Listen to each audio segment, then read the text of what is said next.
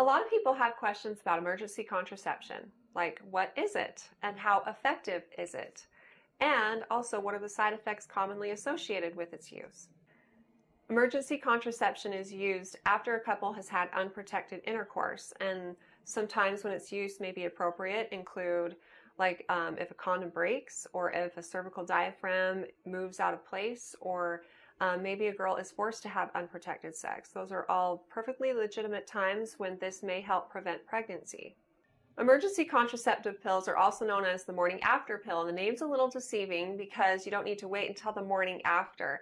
In fact, they're most effective if they're taken as soon as possible after the couple has intercourse. For sure, they need to be taken within 5 days afterwards to be effective at all. And what they have in them are high levels of estrogen and progesterone, and this stops ovulation from happening or may delay it a little bit so that pregnancy won't happen.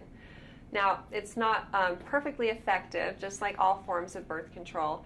About 1 to 2 out of every 100 women who takes emergency contraception will still end up getting pregnant.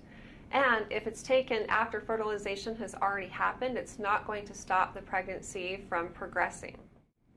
High levels of estrogen and progesterone can cause a woman to have side effects associated with its use.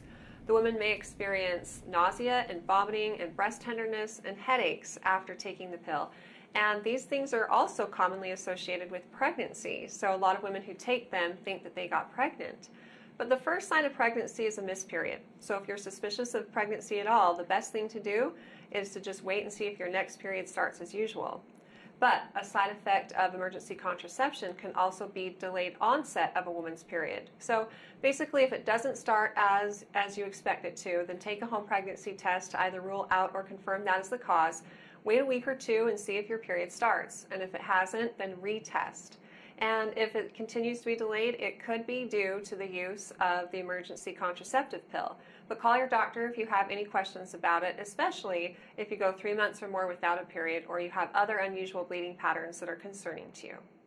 If you have any other questions in the future for me, feel free to ask them on our Facebook page at facebook.com/Intermountain Moms, and recommend us to your friends and family too.